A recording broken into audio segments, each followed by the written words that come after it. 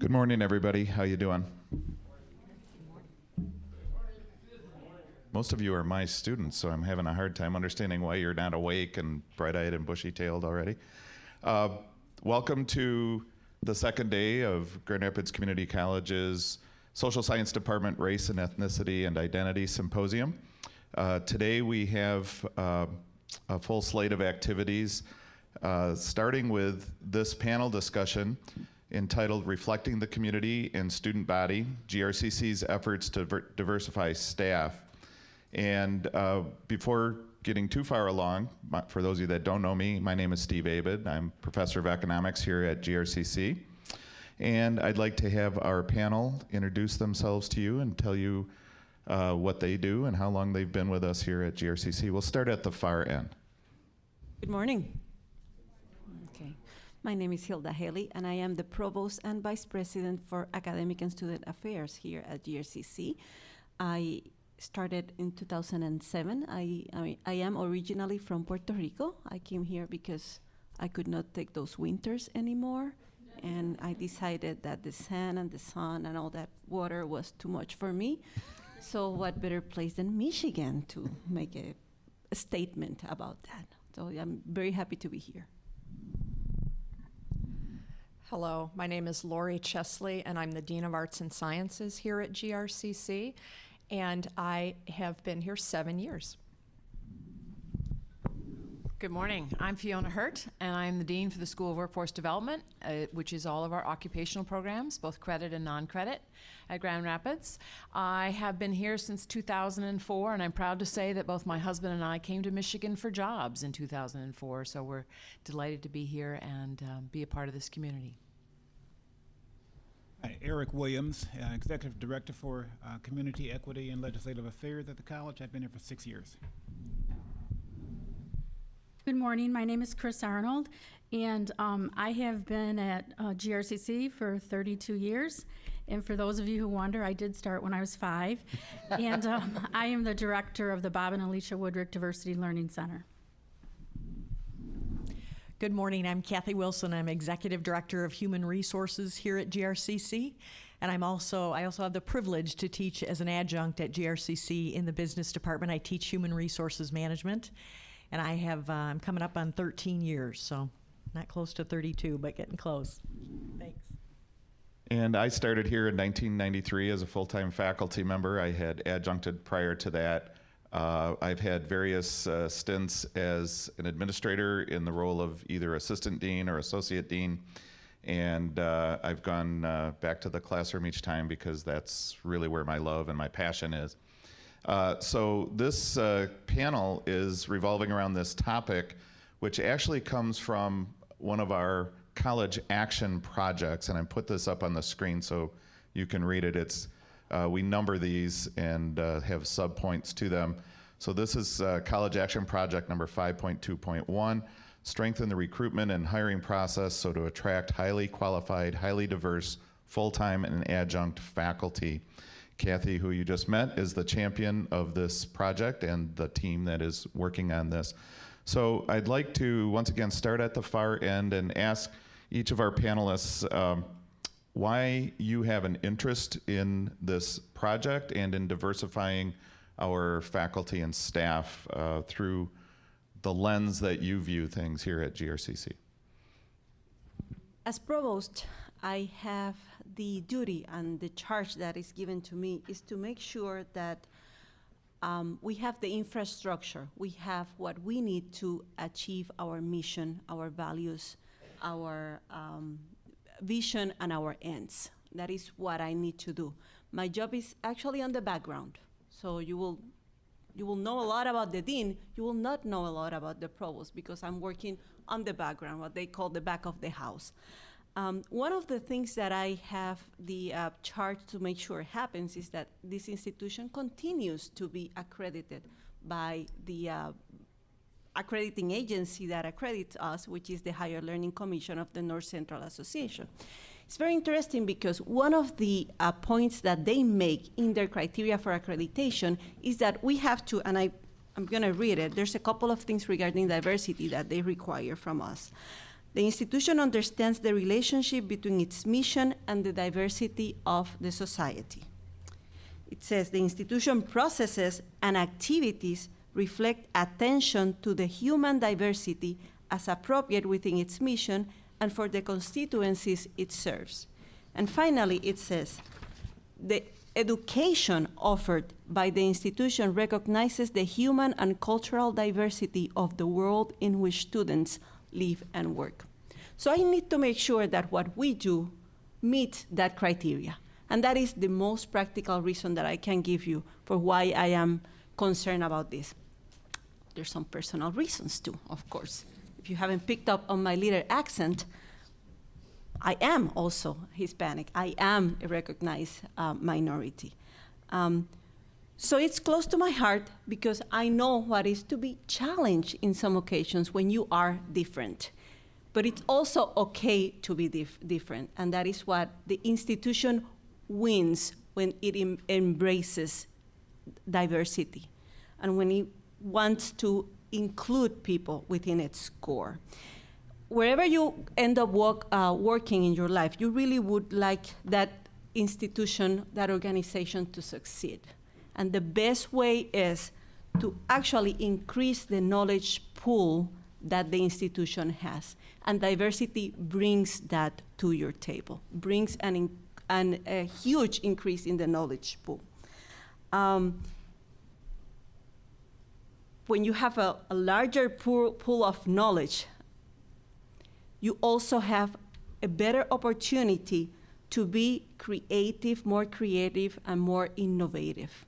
And although I wish I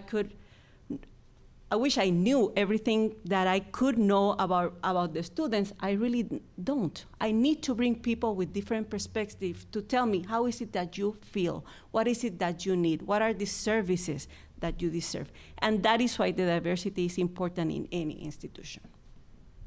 Thank you. Dean Chesley. Well, I'm very interested in this initiative for several reasons.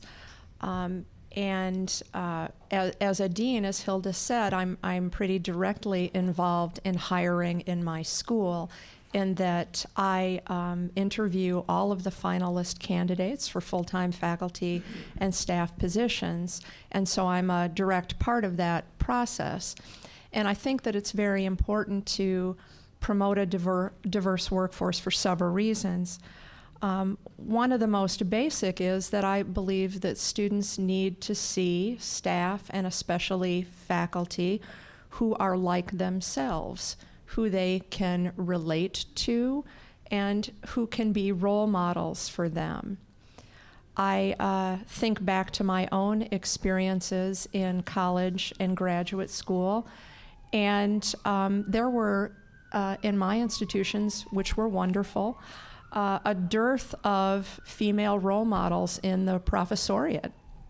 And I know that maybe at the time I didn't pick up on that fact, I didn't realize it, but I know that I felt the lack of it subsequently. And so I think it's very important that there's a wide diversity of people that we meet so that we can find those role models who are like us and they can serve us as great guides. I think that also, as Hilda said, a diverse faculty and staff can better help us to meet the diverse needs of the students that we serve. If we have over 17,000 credit students alone, many more if we count non-credit, which Fiona may speak to. That's an awful lot of diversity. There's an awful lot of uniqueness in that group, and so we can better serve them with a very unique and diverse faculty and staff.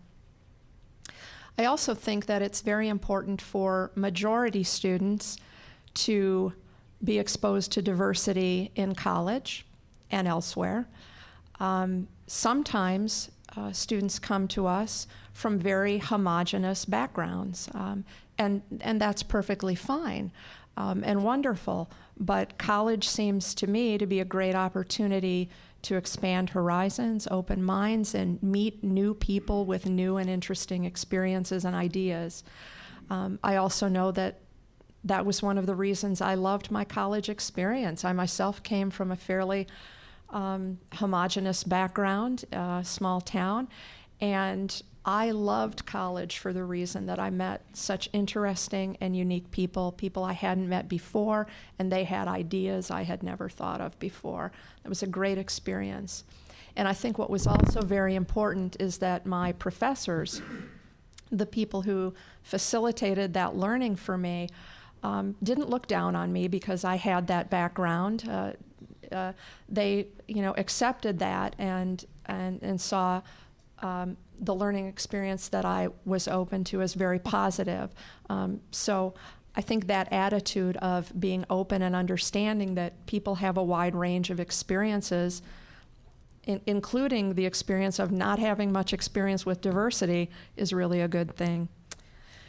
I also think, as a final point, I've certainly read some studies, and it seems to me to ring true that the more diverse workforce you have, you also have a tendency to be better able to prevent discrimination, to promote inclusiveness, and to be responsive to change. Again, more voices can help us do even better.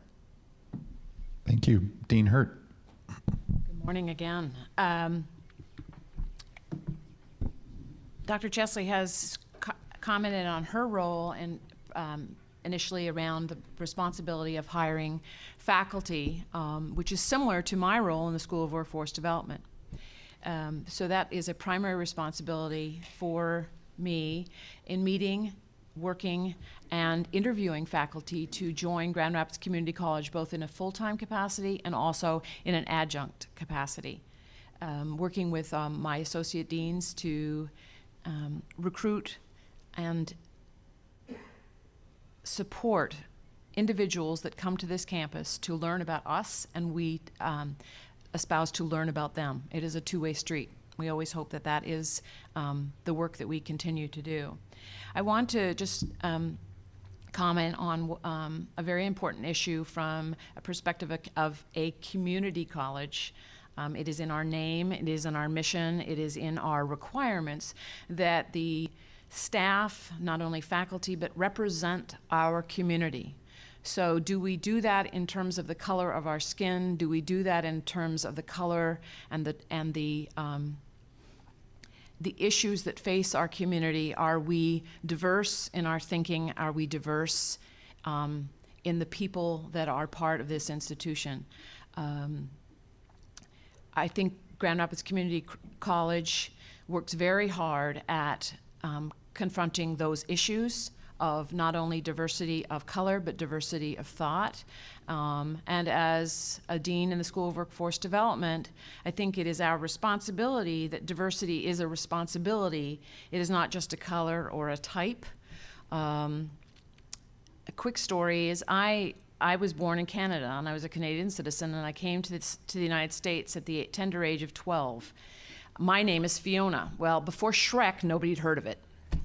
So you can imagine how many ways Fiona was spelt, said, and I also had the not only the Canadian, but the UPAs, and I had a bit of an English accent. Both my parents are from Scotland.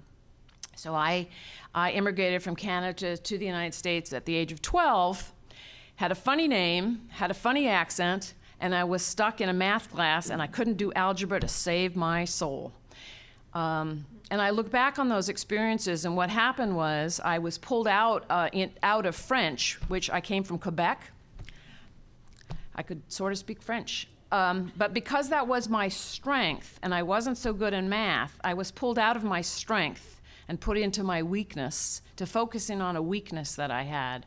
That's always been a life lesson for me to say, as an educator, how do we look at individuals' strengths as students? How do we look at individual strengths as faculty to make sure that we can find out what those strengths are and utilize those strengths for students and faculty within the classroom, whether we're hiring, or if there is a staff capacity. So that important lesson for myself has always stayed with me, and I think that that's something that, as a Caucasian female, that background may not be as obvious to anyone, But I think that those are the responsibilities that we have as a community college, to ask and not assume.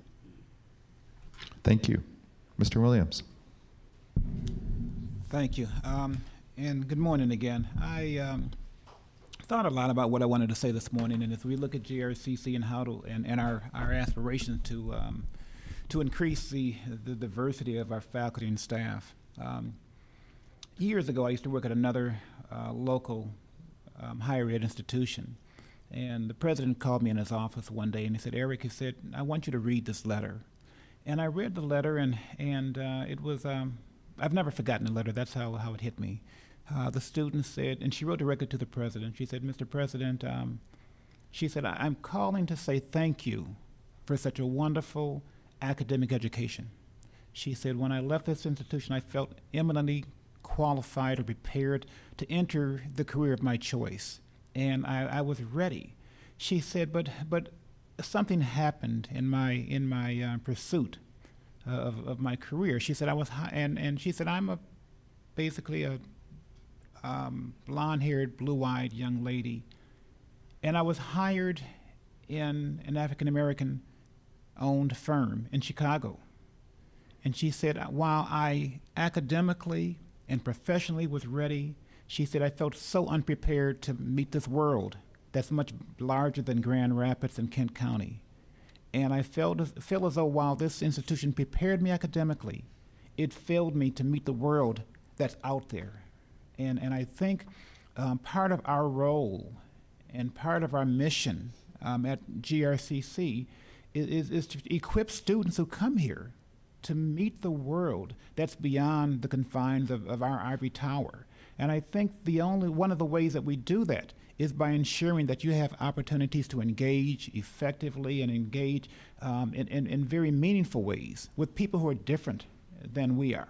And a part of that is, of course, is our faculty. So how do we attract, retain, and engage faculty so that they can meet the needs that you're going to encounter in your future careers? You're here because you all have aspirations and goals. There are things you want to do and people you want to become, and you're in the process of doing that. And our job as faculty is to ensure that we give you all the skills, all of the experiences that we can to help that to happen for you. Thank you. Ms. Arnold.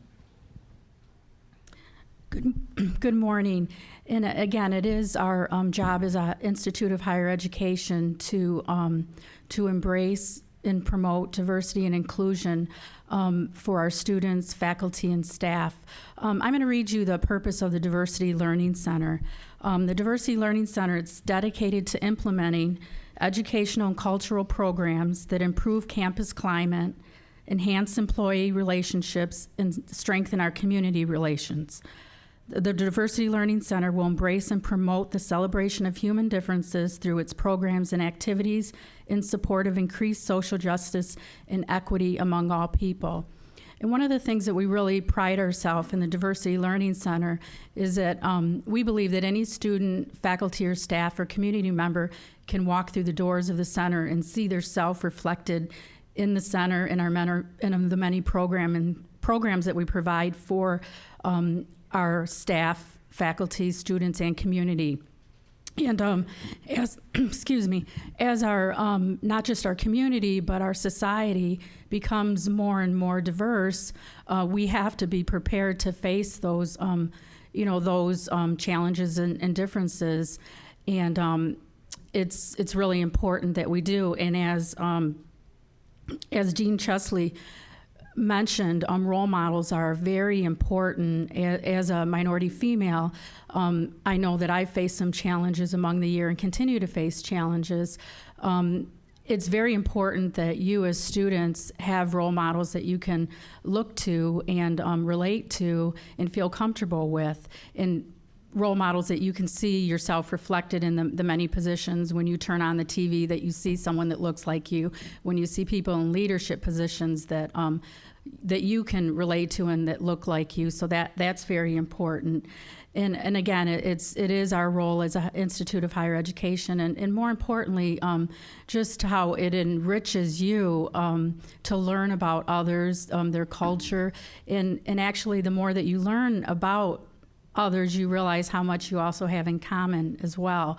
So it just really enriches you as a person, and it provides those opportunities when whether you stay in Grand Rapids or whether you move to a larger city or even country, that you are prepared by your learning to be able to interact with individuals and appreciate them as well. Thank you. Ms. Wilson. Good morning again. As I said, I am responsible for the Human Resources Department here at Grand Rapids Community College.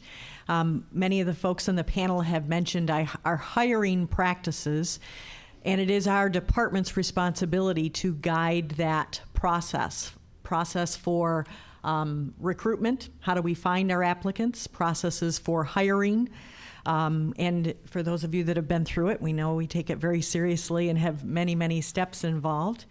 Our processes for promotions, as well as processes for training our employees. And yes, we are guided by laws in this country, which helps us. I'm sure you've studied civil rights laws, Civil Rights Act of 1964 and the subsequent amendments to that law. But in our case, it's human resources. That's really what we are. We're going to provide the guidance to make sure that we're doing the right thing at GRCC.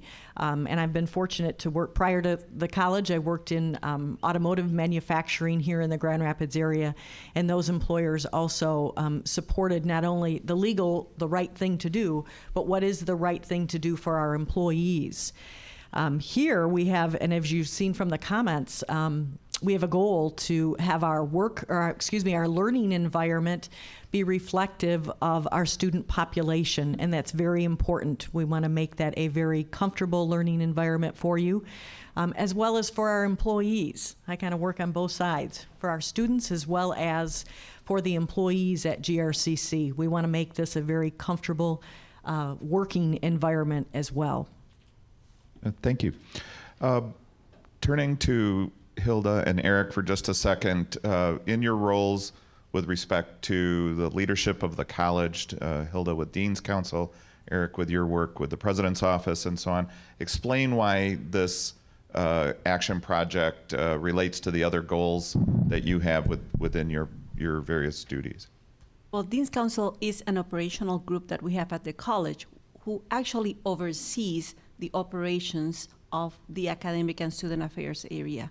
So what we do regularly with this and with any other challenge or any other charge that we have is to monitor what is it that we're doing, what can we improve. So we have this mentality of continuous improvement. We're constantly revising our processes, we're constantly looking at ourselves, what are we doing right, what can we do better. We do student focus groups, and we ask the students, so how are you feeling? How can we make your experience better? We do surveys, and you probably have filled a number of surveys in your classes probably in the last couple of weeks, right? Anybody has filled out some? Yeah, because we send them over there. And it's important for us to get your feedback because that's what we looked at. Well, precisely in that context, we were looking at how our workforce reflects our community and our community, internal community, our students. And that is because 2 years ago now, we revised the mission, vision, values, and the ends of the college, and we decided that diversity was gonna be one of our values. And that means that in everything that we do, we include that value as something important for us. So one of the things that we were doing, and Steve, you were in that meeting that day. We actually asked our friends at the end of the table. So what is our workforce now? How do we look like? And Kathy brought a fantastic presentation where it was obvious that our workforce was not reflecting our student population. And we said, well, we need to do something about it because we are about continuous quality improvement. So what is it that we're gonna do?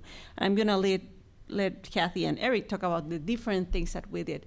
But basically, from our perspective, it's a monitoring piece.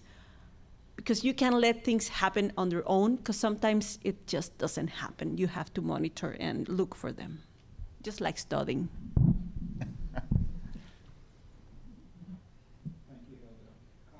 You know, I a part of I have 3 different roles, and one of them is legislative affairs, the other is community affairs, and the final piece is equity affairs.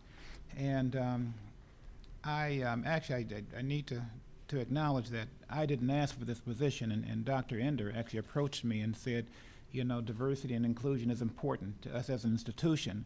And he said, I want to look at this closer. He said, I think we have, you know, we can do better in some areas, and he asked if I would assist him in exploring equity on campus, and what do we mean by equity? What do we mean by diversity? What do we mean by inclusion? And all of that is built around student success. And one of the things, if you could sit in our cabinet meetings, the president's cabinet meetings, and the provost and her dean's council's meetings, the major theme you're going to hear consistently is how do we continue to improve student success, and how do we maximize it? How do we ensure that your experience at GRCC, that your investment at GRCC is the best that it could be, and that when you leave here, that you are capable and qualified to encounter the world around us. We live in we talk about this global economy and this global community, and we toss that word out so freely now, but it does have a lot of meaning, and a lot of conversations occur around the success that we aspire for you, and how do we help to enhance it. So a part of my role is to look at equity and inclusion, look at diversity, look at differences. What the president has allowed us to do recently is to have a leadership conversation about what does it mean, what do we mean by diversity, and what do we mean by inclusion.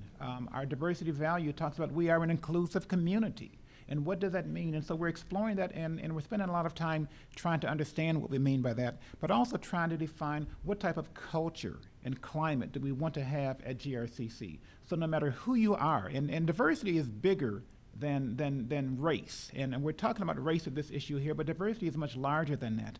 And as we talk about diversity, as we talk about differences, as we talk about inclusion, when you come to GRCC, what type of experience do we want you to have? And we want every student to enter this campus and to feel warm, to feel welcome, to feel received, to feel valued, to feel appreciated. And that's what we're espousing toward. That's not an easy journey. And it does mean having what we call courageous conversations, and we've started having those. But it does also mean that it may include making difficult decisions and those type of things. So we are beginning to dig deeper than diversity and to talk about what does it mean to also be inclusive. I heard a quote recently, and it said, "Diversity is being invited to the dance. Inclusion is being asked to dance once you get there." And so those are the things we're talking about. What's the difference, and how do we move our culture to a point where every student at GRCC feels, I belong here? Thank you. Dean Hurt and Dean Chesley, could you talk about where you want to take your respective schools with regard to this? How do you see that looking in the future? In response to that question, Steve, we currently do not meet the community representation in terms of a diverse faculty, and our goal would be to meet and exceed that level. We currently, out of over 100, almost 100 full-time faculty, we are at about 11%. So we will continue to work, as Hilda has commented and stated, to achieve those goals in terms of our recruitment and our efforts to not only bring qualified candidates to this campus to teach, to work with us here at Grand Rapids Community College, but to stay at Grand Rapids Community College. We know that retention for faculty of color is frequently an issue, not only for community colleges, but for all educational institutions. And we would like to find a way to, as Eric has mentioned, to be the warm, inclusive environment in which a faculty member would choose to stay, to grow, and to contribute. I would like to just comment too around the concept of diversity and how it relates in occupational areas or in workforce. When I'm using the term workforce, it is external. I am the Dean for the School of Workforce Development, which means, as I said in my introduction, it is our occupational programs. It is very important to me, and it is of more importance to the employers that I represent. We have over 400 representatives that serve on our advisory committees for our occupational areas at Grand Rapids Community Colleges from a variety of companies, from individually owned companies to large corporations. And I have been here, as I said, since 2004, and as I interact with individuals on these advisory committees, it is very important to the companies that the students that graduate from our programs, that are involved in our programs, have an understanding of global competencies. And those global competencies are, not only do we know what the workforce and the needs are of our community, you may be working for a company that's based here in Grand Rapids, but what happens when you travel and you go to China? What happens when you go to India? Do you know what the customs are? Can you assimilate, be respectful, and do business appropriately in a foreign country? So that is the responsibility that we have as administrators, as faculty, to understand not only the community needs, but understand the international needs that you will hopefully be going forth and representing for us as a community college.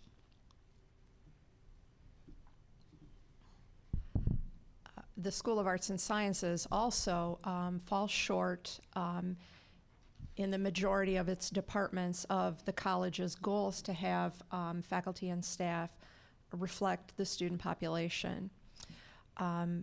Obviously, we want to change that and meet the goals and do better. I will say that I think we've done a number of things in recent years, some of them even before my tenure in this job, to recruit more minority faculty, both full-time and adjunct.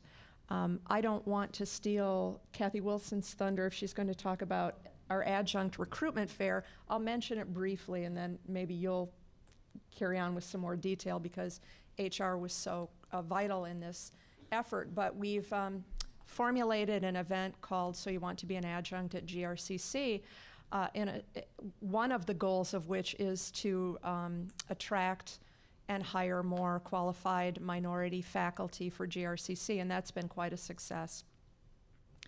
We've also been more creative in reaching out in various publications and in various sources where jobs are posted.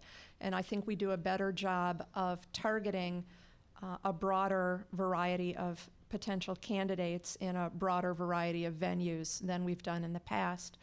Clearly, as we look to the future and full-time faculty tenure track hiring, I think we can do even better by specifically targeting urban institutions with graduate programs and also historically black colleges and universities with graduate programs, and encouraging application to GRCC. So I think we have a strategy for moving forward in the future as well. I wanted to add that I most definitely agree with Eric when he says that diversity is more than race and ethnicity, although those things are very important. I'm very proud of the fact that we've been able to hire a diverse group of faculty in the past several years, not just in terms of race and ethnicity, but in terms of geographic location, in terms of age, in terms of work experience, in terms of educational background, always keeping in mind what Hilda referred to. Our accreditation standards do require that we have certain educational qualifications for all of the faculty that we hire, and we can't make exceptions to that. And so we'll always hire an appropriately qualified candidate. What I will say is this, that the hiring committees that I have worked with have always understood the value of hiring minority candidates and hiring a diverse faculty. And so when we have candidates who meet our educational credentials but may not have as much experience as another candidate, but they bring a new perspective to our college, we consider those candidates very, very carefully, and we often hire them. At some point in all our careers, we come into the workplace, we have earned our credentials, but we're a little bit new to the job we're applying for. Somebody took a chance on me and said, well, that Chesley, she's got some talent we think we want to develop. Let's give her a chance. And at GRCC, we also do that, and we have great systems in place to help our new faculty and staff grow and develop when they are more new to the career that they're entering. So I think that's an important aspect that we keep in mind as we do our hiring here. Diversity is very important to us, and it's in the forefront of our minds as we hire. I think that covers it for me. Thank you. Chris, you want to talk a little bit more about your role here at GRCC and the kinds of things that you've helped us to host and engagement with the community at large, and specifically the staff and faculty here at GRCC? One of the charges of the Diversity Learning Center is to provide programming and opportunities for our staff, our students, and community as well. And one of our programs is the Diversity Lecture Series. Just by a show of hands, I'm just curious how many of you have attended one of our lectures. Great. Our lecture series has been going on for 17 years, and we have been able to bring in many renowned speakers, authors, and again, diversity is more than just race. We've brought in speakers that have touched on the topic of age, sexual orientation, mental health issues, race, issues regarding women and women's rights. So we're really proud of, again, how we define diversity here at GRCC and how our programs reflect all those dimensions of diversity. We work a lot with our community. We work with businesses, law firms, other institutes of higher education. So we really rely on their expertise and their sponsorships as well. So we collaborate with many entities in our community to be able to provide these opportunities for our students, staff, and community. We also provide training. Our diversity development services through the Diversity Learning Center. We provide training in the area of cultural competency, and we provide global leaders training for our K-12 audience, and then we also provide the Institutes on Healing Racism as well. So there are a lot of opportunities for our staff to engage in training, and for our students as well. And the Diversity Learning Center also oversees our campus-wide diversity team, which is comprised of faculty, staff. It's a reflection of our staff here at the college, and we also have student representation on that team. So that's really important. We talk about different issues and needs, and we set goals yearly for different things that we would like to see happen as a college, internal and college community as well. Good, thank you.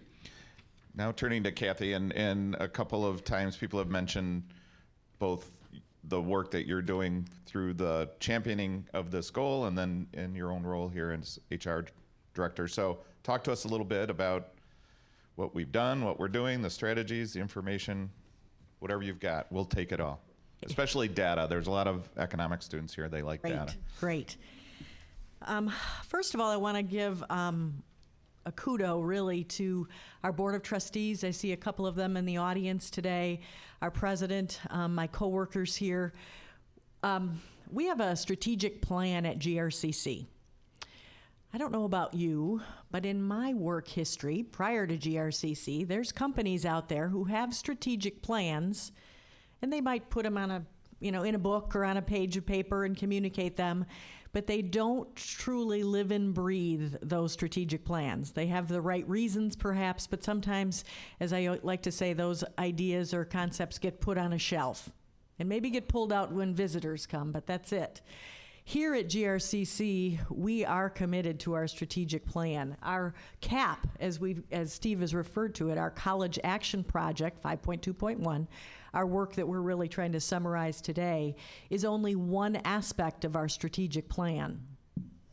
But I comment on that because it is very important to me as an employee here at GRCC, as well as the CAP champion. But it's just so good to have that exposure, if you will, as well as the commitment to this very important work. I mean, how many of you have been involved in work in the past where you feel very passionate and committed and don't always feel that you get that support from the whole organization that you're working with? We don't feel that way here. It's really awesome. And I know part of that is how our strategic plan is designed. Just one more commercial on that. We do follow-up sessions. We have a strategic leadership team that is committed to not only updates, but they want to know what's happening. Our Board of Trustees has updates that they receive through our President's monitoring reports. I myself have presented data at a board meeting. It's just a nice system, if you will. And again, as an employee, that makes me feel good because not only do I know the work is important and I live and breathe it, but I feel like everybody else feels that it's important too. So that's great. Good. Okay, our CAP work. Steve was kind enough to put some of the data into a PowerPoint so it'd be easy to reflect some of the statistics about our workforce, because that is a baseline, a foundation. Hilda mentioned that several years ago when we went to the original group of Dean's Council to talk about our workforce statistics, we said, you know, we're not happy with where we're at right now. We've always fluctuated our workforce in total for full-time faculty and staff positions, and you'll see specifics in a minute, but we've always fluctuated about 18 to 19% of our workforce being represented by minority populations. And for many years ago, that was okay. We could say, yes, we were reflective of the community that we lived in, as well as the student population that we serve here. Not so much anymore. So let's look at some of these statistics. Okay, the first slide we're showing, and some of you who love data, if you have questions about this, great, or if you want to talk to me afterwards. Some of you who don't love data, I'm not going to go through everything, every single cell, but I do want to highlight some information for you. This particular slide is taken from an executive summary that we put together of what we call our affirmative action data. In this case, it's a snapshot.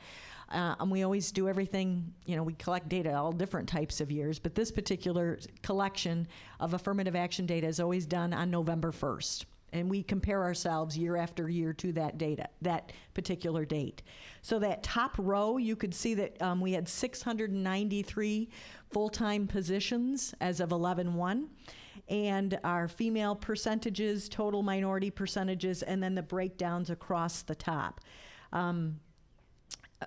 Total minority percentage at 18.6%. Again, we've always fluctuated between 18 and 19% of our total workforce. This slide shows you some comparative data because that's also very important. You know, how are we doing in relation to other colleges? Specifically, that next row shows you within Michigan, 2-year public colleges for faculty and staff. Their minority their employees are represented at 15.8% by minority populations. The next row shows, and that was for full-time only, the next row includes full-time and part-time, thanks Steve, and that number drops. But then if you look at the total US, that number jumps up to 22.4%. So, you know, we have to, like with any data, use that information and guide our decision making. Are we based on this data, are we doing better than perhaps our counterparts in Michigan community colleges? Perhaps. Compared to the US, not so much. They're still doing a better job collectively of representing this country. Let's take a look at the next slide. Thank you. This slide gives you an idea of the changes that we have occurred since 2006 here at GRCC. If I start at the bottom here at 2006, again, our minority employee percentages at 18.8 was fairly close to what our student population was at that time, at 19.8% minority. But as you see, the growth in fall of 2011, we were at 25% of our student population are represented by minority population. So we have stayed stagnant, if you will, or stayed constant, but we need to make a lot of effort to get to that higher number, to get to 25%. And it's, again, I'm going to connect it back to the strategic plan. It's great that we have the CAP and the representation for the work. 4 out of the 6 of us are part of my CAP team as well. Okay, let's look at the next one. This is a breakdown by employee group. This is very important to us internally as staff members to see the numbers of staff, if you will, that are represented by minority populations. You can see just a brief, what is that? Campus police. We have MCOL certified officers here. We also have some command staff on each shift. The CEBA acronym represents our custodial maintenance workers here on campus. They're the folks who keep our campus in great condition for us. ESP is an acronym that we use for our educational support professionals. Every academic department, as well as most departments on campus, have an educational support professional that helps them with clerical and secretarial support. Faculty. In addition, I just want to comment, in addition to our teaching faculty that you see in the classroom, we also have a couple of other significant faculty groups that are represented, employees that are within the counseling department. Those are faculty members, as well as the librarians are faculty members as well. So we have a total of 268 faculty members as of November 1st. Meet and confer is a term that we use for our non-union employees who are represented by our administration, professional, and technical employees. And then you see the total. So we have a total of 137 out of 700 employees. And that's, oh, I didn't point out, this is as of our last payroll. So as of that Friday on March 4th, this is where we currently stand. So it's not November 1st. This is today's information. Yeah, I want to thank Kathy for updating all this information in order to do this presentation. This is the most current information we have, so it's very nice. And for those of you that are students, GRCC loves acronyms. So whenever we can, we create an acronym. So yeah, sorry about that. Yeah, no problem. If we could, we would have done one with this presentation. Right. And then this next slide is the same information, but just done in a percentage basis, because again, I'd like to compare ourselves. How are we doing? Back on November 1st, our percentage was at 18.6% minority employees, and now we have grown to 19.6. So this tells me, at least for the last 3 months, we're moving in that right direction, if you will, of our goal to reflect the student population here at GRCC. Just remember, the student population is currently in a minority right around 25%, correct? So we're getting better, but we're still not where we'd like to be. Exactly. And then some folks like to look at the data specifically by group, if you will, by not only by employee group, but by the various ethnic groups. And again, this is current data. Go ahead. Oops. Oh, we have. Okay. Can Yeah. I back up? I'm sorry. Sure. I'm Back up on the slides, No, or okay. I'm going to back up a second to my coworker Chris here a second. She talked about the Institutes for Healing Racism as one of the program offerings out of the Diversity Learning Center.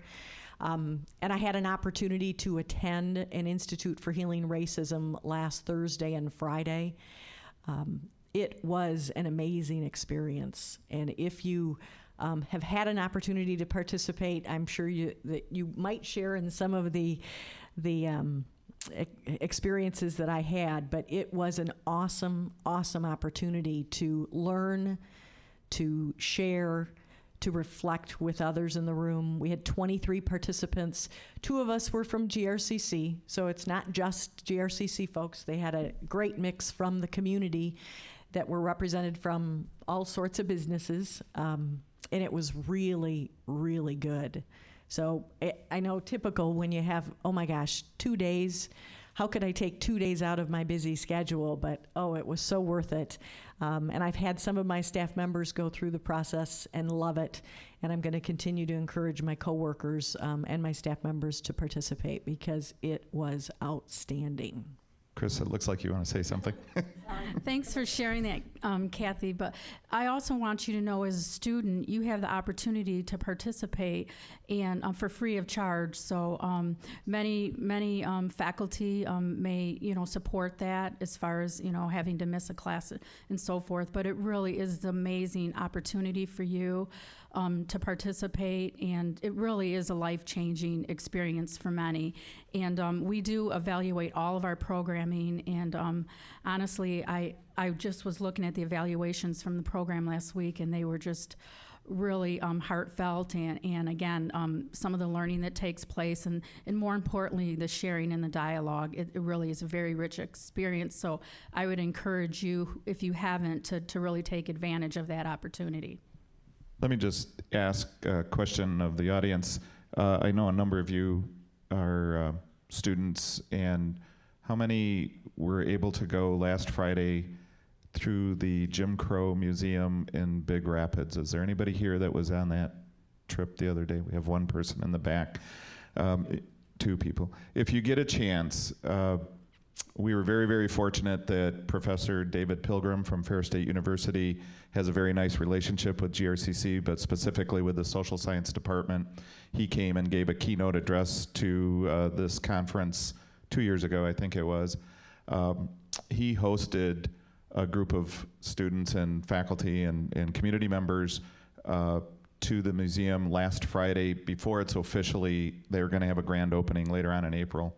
It was one of the more powerful and moving experiences I've ever had.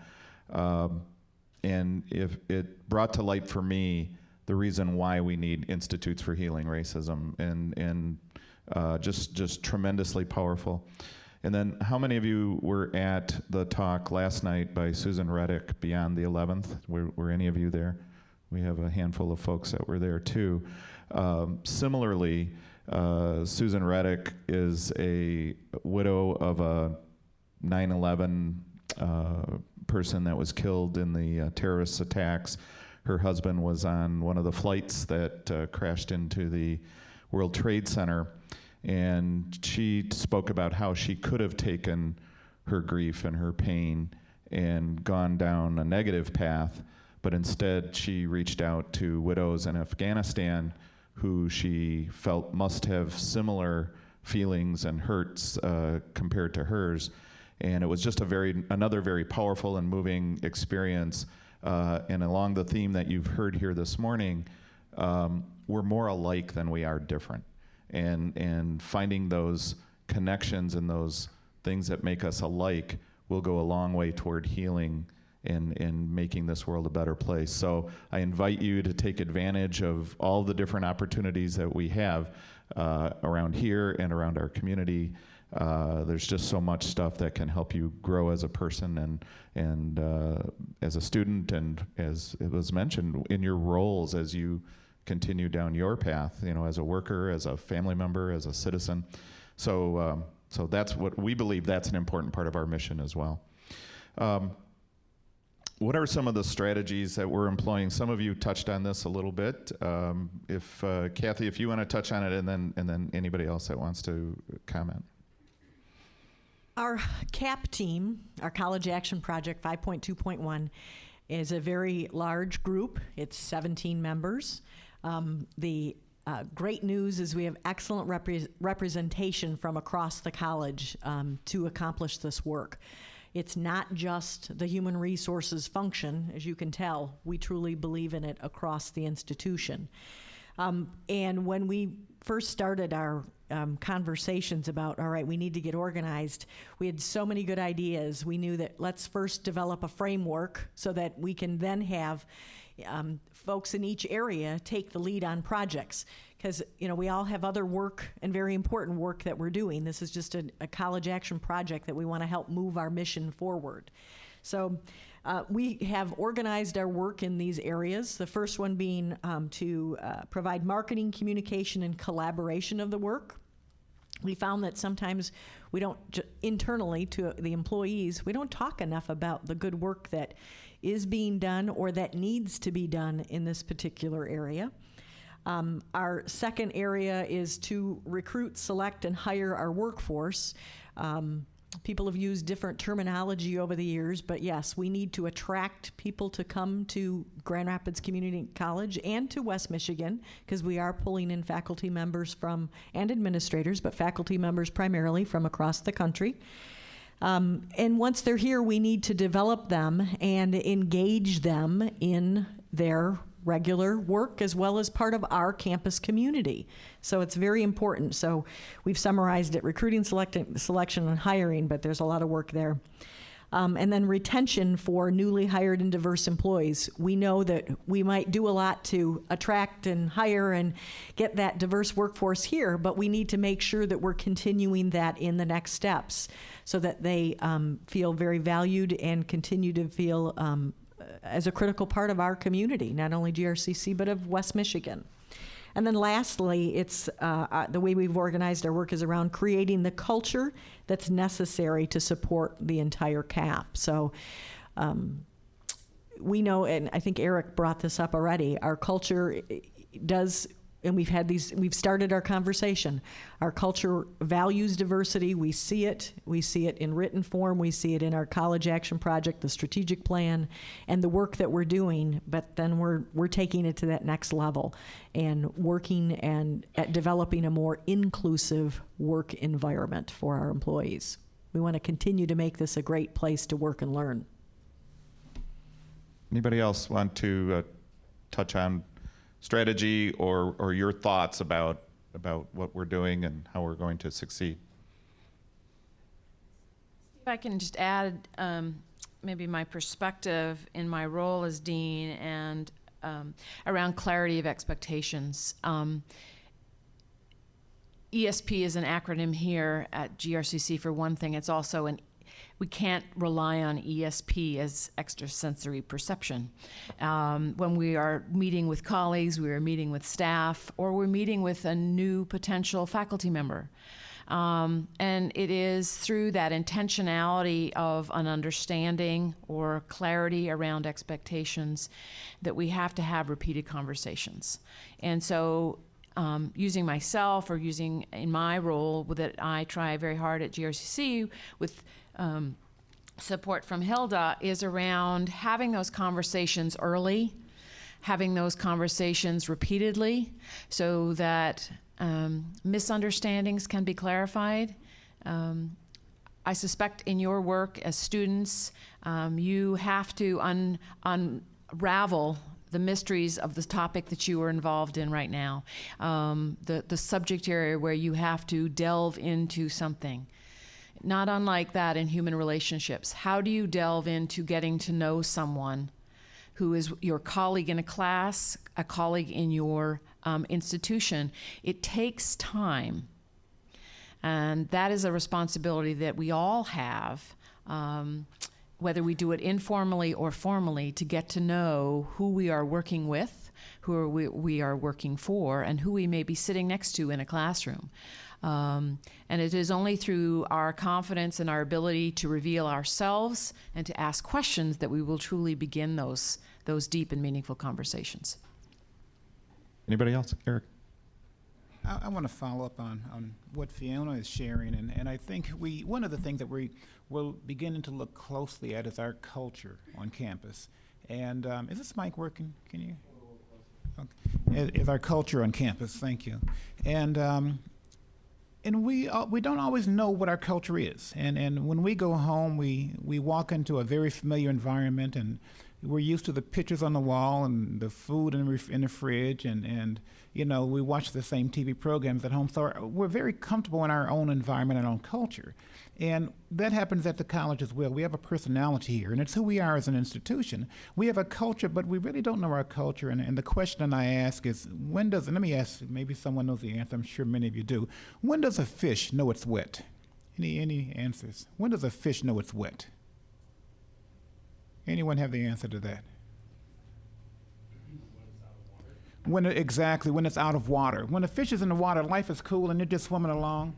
But when you take a fish out of water, what happens? It just freaks, starts to flapping, because it says, whoa, we're no longer in Kansas. And we are, as long as we're in our culture, we're in that water, and we don't know we're wet until we're in a different culture. And so part of what we're looking at the college now is, how do we begin to explore this culture that we live in? We're so comfortable with it that we don't know the good, the bad, and the ugly about it. And so as we begin to explore our culture, we begin to also understand, how do different people experience this common culture that we have? And then how do we begin to help our culture to evolve so that all people can enter our culture and feel as though, wow, you know, this water feels good. And so that's, I think, part of the strategy that we're beginning to explore. It's a tough exploration process, because it means asking ourselves difficult questions and receiving possibly answers that we don't want to hear. But as we hear things that we don't like about ourselves, and we then need to decide, what are we going to do about it?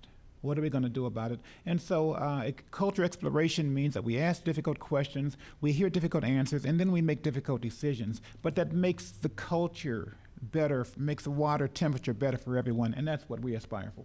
Good. Anybody else want to weigh in on this? Go ahead, Chris. I just wanted to mention that not only here at GRCC are we working hard to diversify our staff and retain our staff, but a lot of organizations, companies in the community are as well, recognizing the value of a diverse workforce. The chamber is working with a lot of companies, and so there are a lot of initiatives taking place in the community, a lot of people working together to talk about best practices and challenges, and how we can really help our community in general, because it is about our community and enriching our community. And there's also a committee that's working on inclusion initiatives for bringing in various entertainment and so forth to the community, so that a lot of our community's not traveling to Detroit or Chicago for different entertainment that may not traditionally have taken place here in the community. So just really wanted to bring that to your attention, that there are a lot of initiatives happening in our community of really trying to recognize everyone that's in our community, so that everyone is feeling welcome on where they're going throughout our community, and really working together to enrich our community. Thank you. Anybody else want to either share some more? I know you all prepared. Students, I want you to notice this. Look at all these notes and the notes they're taking as we go along. So when you prepare for something, this is a good example of how you do this. So, how when my students, how I tell you to read the chapter, do the work ahead of time? This is what it might look like if you were to do that. Anybody else have either a personal reflection or a comment? We want to open this up for questions from you. Professor Light will help me. If you do have a question, we ask you that you speak in the microphone for a couple of reasons. One, so everybody can hear you, but secondly, because we're recording this, it'll get captured on the video. But does anybody have anything else they'd like to add to our conversation today? Chris, go ahead. I just wanted to share a brief story. Back when I was working for the Dean of Student Services, we hired one of our student assistants, and her name is Stephanie, and she was from Sparta. And she had never really been out of Sparta much. She grew up there and really did not venture out into what she considered Grand Rapids to be the big city. And she worked for our office for 2.5 years. And just wanted to share, when she left, she actually came back to do a commercial for GRCC, And she just really appreciated being here at GRCC in the community, and really more importantly, what she learned while she was a student here. And of course, she was in the office that before the Diversity Learning Center was physically established, the majority of the events, Martin Luther King programs, the lecture series, and many of the programs that the center now houses were initiated out of the dean's office at that time. So the amount of exposure that she had with different communities and programming was just so invaluable to her, to the point where she stays connected with GRCC, and she's so thankful. She's now working out in a corporation, and she's just so thankful for all those opportunities that she had here while she was a student, and the learning that took place to broaden her perspectives. I think that's good. I'm going to share too before I ask everybody to make a closing comment. In one of my times as assistant dean, the part of the job is to handle student complaints, and I received a call from a student who told me that she wanted to drop a class and get her money back because the professor had an accent and she couldn't learn from this professor. And she was very negative about it. She was very, how shall I say this kindly, putting it in terms that would have offended the professor if he had been in the room, but were offensive to me for a couple of reasons. And one is that my parents were children of immigrants to this country, so my grandparents didn't speak English very well, and they spoke with an accent. And so I always bristle at that for a personal reason. But secondly, I asked this student what was her career path, where was she headed with the classes she was taking, and she was going into dental hygiene. And that would be part of the School of Workforce Development. This was well before Dean Hurt was on our staff, so it doesn't reflect back on you at all. But I said to her, are you sure that as a dental hygienist, you're not going to have your patients have an accent? And she said, well, that's different. I'll be getting paid at that point as opposed for me paying for this. So I only want to learn from people that speak the way I speak. And to me, that was, as I said before, offensive. First of all, you know, that idea that we're preparing you to go out into the quote unquote real world means you're going to encounter a lot of different people that both speak differently or have different customs and habits, and being able to work with those folks, being able to serve them if that's your role, that's going to be critical. But secondly, just to appreciate and broaden your horizons a little bit makes you a better person, makes you more well-rounded. So as I said, I was offended personally, and I told her not only wasn't she going to get her money back, but I hope that she failed. And you know, I didn't put it in those words, but I just thought that was incredibly in poor taste, if nothing else.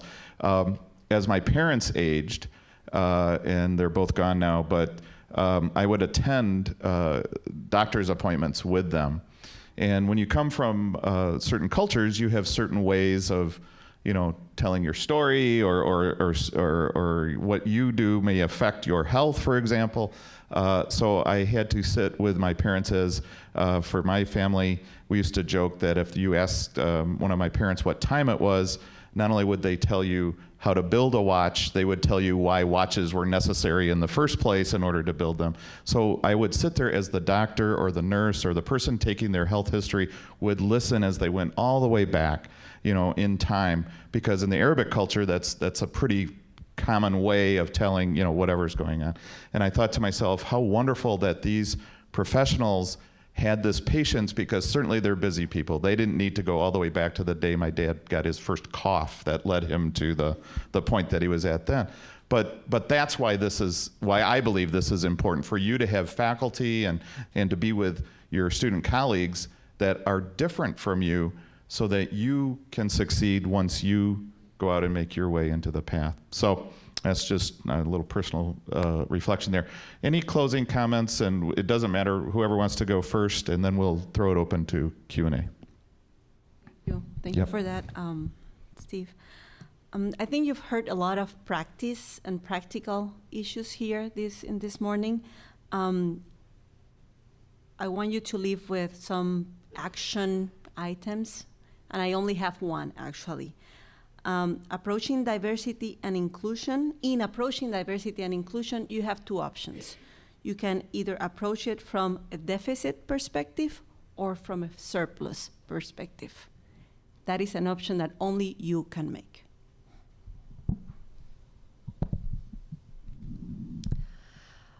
Earlier, I alluded to the fact that my own upbringing up until I went to college was fairly sheltered. In fact, Chris, I might have been your student from Sparta. And I alluded to the fact that college was a life-changing experience for me and one that I'll always value. And so my challenge to you all is, please take advantage of the opportunities that you have here at GRCC to expose yourself to different ways of thinking and to different kinds of people. In fact, I would encourage you to seek out programming maybe that you know will challenge your thinking, and see what happens, and try it. You don't necessarily have to change your mind, but be open to changing your mind. So I really hope that your college experience is as rich as mine was. And just as a reminder, there is an entire conference going on sponsored by the GRCC Social Sciences Department, and there are many, many more programs in the upcoming days that you can take advantage of. Check out the posters, listen to your profs, talk to Professors Abid and Light, and they'll give you some great suggestions. Thank you. As an immigrant to this country, I would encourage all of you to know, whether you are first generation or you too are an immigrant. For many years, I had a green card, and I carried that for many years, and I've only been a citizen of this country since 1997. And I'm very proud of that citizenship, and my own personal experience here, just for a moment, of being able to pass my exam to become a citizen of this country, to recall my sixth grade American history that I had to learn, because guess what? They weren't too interested in the explorers of the Northwest Territories of Canada when I was sitting to take my exam. I knew them then. But again, as I said, I became a citizen later in life, and then have had a very personal experience around the power of the ability to be able to vote, and what that means as a democracy, and to have the ability to cast your opinion, that I think should never be taken lightly. And what does that mean for you as a student here at GRCC? I think what that means is that you have, as I said earlier, a responsibility, and I hope that you will take that seriously. As Lori has commented about taking advantage of these opportunities, whether it's within your class, whether it's extracurricular activities, to pursue here. I would also ask that you, in your own encounters with these opportunities that may feel uncomfortable to you, I have a favorite expression that I use with staff, and your favorite, maybe some parents or friends have also say, is it's called trust your gut. And when I say that, I mean it in the nicest sense, around that frequently those feelings of uncomfortableness are centered in your stomach. And so how do you fight through the fear, the concern that you may have, so that you can open yourself up to possibility? And I think by opening yourself up to possibility, you will be amazed at the things that you learn, and you can do that here at GRCC. So again, in my role as Dean of School for Workforce Development, you will be better prepared and betterly abled to go out into our community, whether you stay in Grand Rapids, which is a wonderful community to be in, or whether you go to India or China working for one of our corporations here in Michigan. I wish you all the best of luck. Thank you. Go ahead. Do you notice how I said anybody can chime in, but we went in an order? that's because they've been in school for a really long time. I want to share a short story, true story. And I was working at another institution. I worked at, I don't know, half the schools in the state. So, I was asked to serve on a selection committee to hire a minority recruiter for this particular institution. And they interviewed 8 candidates. And so what they had the admission staff, who were all white, interview the staff. And they had a group of minority faculty and staff interview those same candidates. We interviewed them separately. And so the admission staff interviewed 8, and this other selection team interviewed all 8 candidates. And we ranked them, we rated them. Who do we think was the best versus, all the way down to who we thought would be least qualified. And so we turned in our findings to the director of admissions, and that following day, the admissions director burst in my office just laughing. He said, "Eric, help me understand. And I said, what, Pete, what's going on? He said, well, look at your rankings and look at ours. And the group of minority faculty and staff had rated each of those candidates directly inverse from the admission staff. And he said, what's going on? And I said, well, Pete, who are you trying to hire? He said, well, we want to hire a minority recruiter. I said, well, trust me, your top candidate is not going to my neighborhood in Detroit and get out of the car. It just won't happen. I said, you wanted to hire someone who you were comfortable with, who thought like you, who ate the kind of food that you ate, did the kind of dances that you do. I said, but they're not going to relate to those students that you want to recruit. I said, we wanted to find a person who we thought could come into the Hispanic community in Chicago, the African American community in Detroit, the Native American community in Colorado, and be effective in recruiting students. And I said, so you ranked who you felt comfortable with. We ranked who we thought could do this job, people who were effective and identified people of color. So my point is, right now you're in a very safe place to explore outside of your comfort zone. You're in a great place to meet incredible young people such as yourselves. You're in a place right now to grow like crazy. And learning occurs in the classroom, but it also occurs in the lunchroom, in the weight room, on the commons, in Winchester Alley. It occurs at lunch. So learning occurs in the bathroom sometimes, So take this time and take advantage of these learning opportunities to engage with people who are so different from you. And I think that you'll find there is much more in common than you would anticipate. We're going in order, Chris, so go ahead. Okay, so I guess I'm next. I was born first generation in Grand Rapids, as I'm Mexican American. And when I was growing up, it wasn't near as diverse, the community, as it is now. And I can't tell you how many times I'm asked, where am I from? Where am I from, and do I speak English? In fact, I'm embarrassed to say my Spanish is not very good, because growing up, I was always told, speak English, because back in that time, speaking Spanish, we would be put into special ed classes. But again, this is all of our community. This is my community. This is my home, and I think that we all need to feel that we're part of this community. And so I would just encourage you as students and future leaders to take advantage of the opportunities that we have here, that we provide in the Diversity Center. And, just to be aware of what's going on. There's a lot of injustices happening in our world, and media really portrays a lot of stereotypical images. So just be aware of what you see and what you're hearing, and speak up when you see some of those injustices happening. And again, I would like to invite you to the Diversity Learning Center if you have an idea for a program or are interested in participating in an institute or any of the training that we offer. I would love to have you come and take advantage of those opportunities. And where is the Diversity Learning Center located? The Diversity Learning Center, you all should know, because I know you all spend a lot of time at the library. We're located in the Learning Center, and right when you walk in, the library's to the right and the Diversity Center is to the left. Yeah. Good, thank you. And also on our website too, you can find it there. Kathy? I agree with so many of the comments, but I just want to add one additional challenge for students.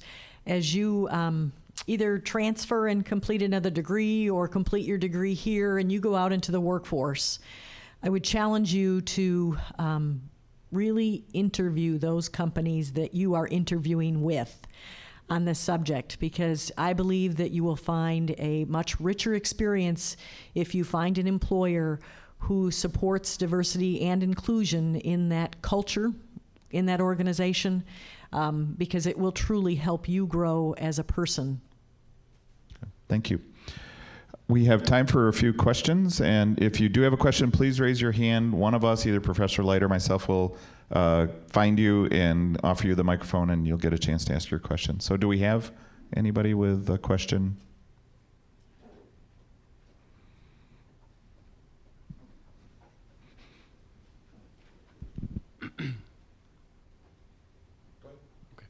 Good morning, and thank you. I wanted to address what Mr. Williams was saying, his story about the young woman who wrote the letter. And it got me thinking about when I came here for my associates. As part of my degree, I took the cultural anthropology class. Now, it wasn't required, but it's something that I found interesting and decided to take. And so I was just curious if it's ever been brought up to make that more of an actual requirement instead of just a choice for students. It was a very enriching and good class with Gertrude Kroom, actually. I'm gonna pass it over to the provost. That class specifically, no. That has not been a conversation. However, we do have 4 institutional learning outcomes that are embedded throughout the curriculum.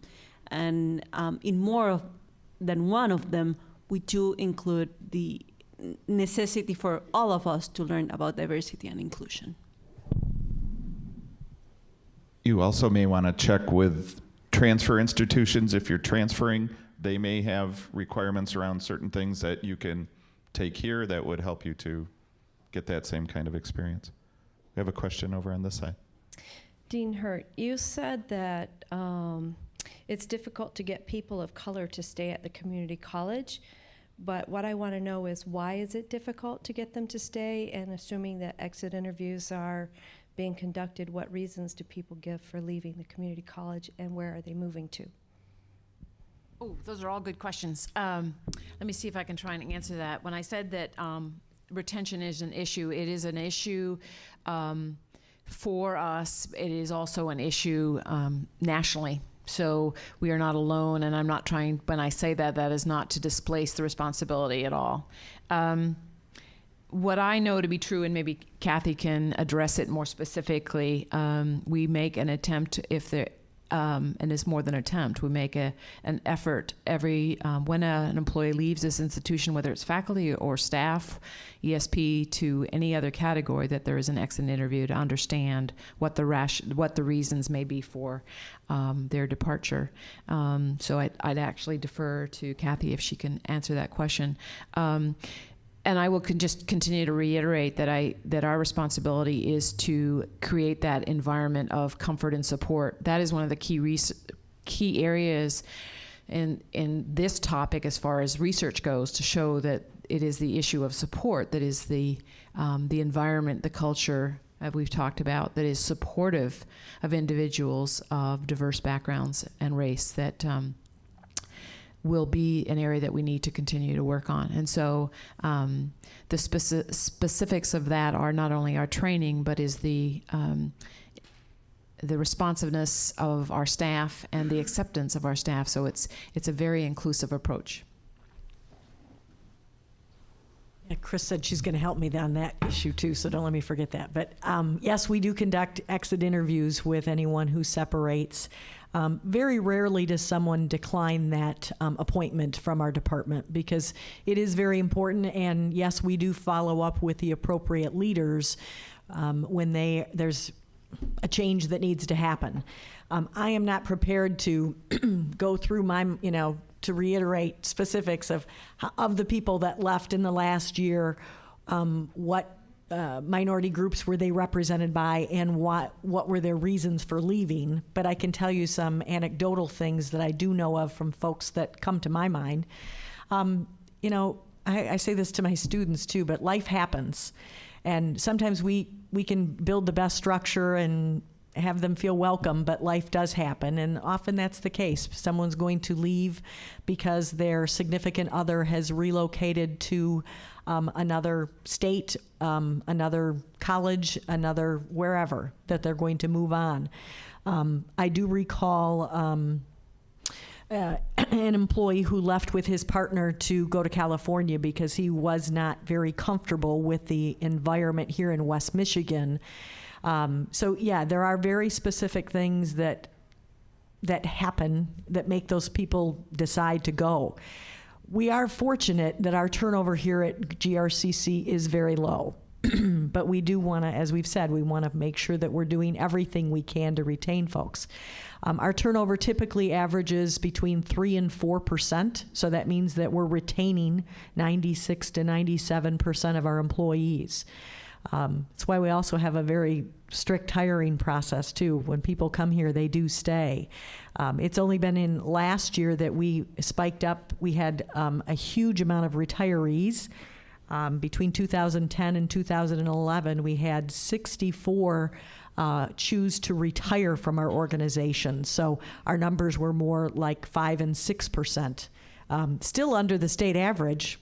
We benchmark there at like 8%. So we're still less. But anyhow, for me, the reason for sharing is we do, when people come to work here, they typically like it and they want to stay, but we know it's important. So I think what your question is challenging me to do is to dig deeper into that and then go back to my CAP team that's working on that culture and retention piece to say, all right, let's study this data because we have that information. We typically just go forward one-on-one when there's a problem. Chris? I serve on the board for MAP. It's an organization through the Chamber of Commerce, and it's a multiracial association of professionals. And again, this is an issue that's that's concerning throughout the community with many organizations, is retention. And what we do is provide opportunities for professionals, young professionals, minority professionals coming into the community to connect. It could be anything as simple as where do I shop to buy different foods, where do I go to get my hair cut, where do I worship at. I mean, there are a lot of things outside of work. It's all how do I feel like I'm part of this community?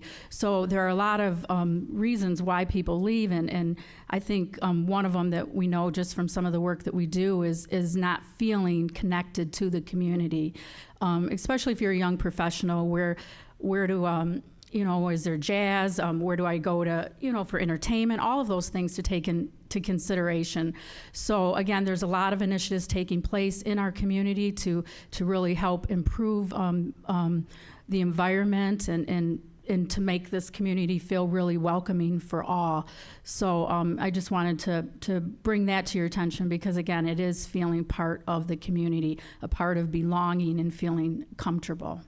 Good, thank you. I think we have time for one last question, if there is one. Way over here. Thank you guys for speaking today. I just had a quick question. I was wondering if within this panel and within this initiative, if there is a conscious effort to also include LGBT in the faculty, hiring, and staff, and so forth. Who wants to go? And that's an excellent question, and I appreciate you asking that. Yes, those discussions are ongoing, and how do we include the LGBT community as well? So when I mentioned earlier that diversity is much larger than race, but it incorporates so many differences that people bring to the table, and that is a part of the discussion. Thank you. Up on the screen, I have pulled up the website for the Race and Ethnicity Conference. As was mentioned, there are many other lectures and discussions going on this week. Later today, the field studies in geography at 2 o'clock. That'll take place here in this room. Race and Politics in Modern Brazil at 6:15. Grand Rapids and the People Without History at 8 o'clock this evening. All of those are in this room. And then if you go to the website, you'll see the other 2 days of the conference and what's happening there. The final event at 7 o'clock Thursday evening will take place in the Calkins Science Center. So but everything else is here in this room. I'd like to close by thanking all of our panelists, and please join me in giving them a round of applause.